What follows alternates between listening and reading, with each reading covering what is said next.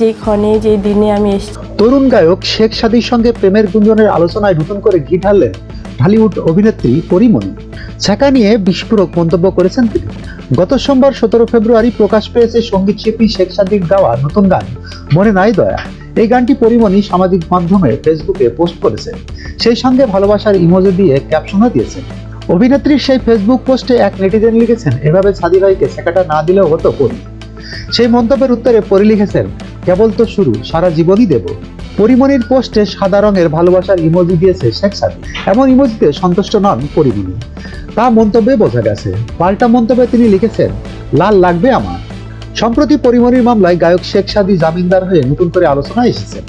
এর আগে ললনা শিরা নামে একটি গান প্রকাশ করে নিজের কথা জানান দিয়েছিলেন তরুণ গায়ক শেখ সাদী। তারপর থেকে নিজের ইউটিউব প্ল্যাটফর্মে গান প্রকাশ করতে থাকেন তিনি। ASBD 24 সত্য প্রকাশে প্রতিশ্রুতিবদ্ধ। চ্যানেলটি সাবস্ক্রাইব করুন।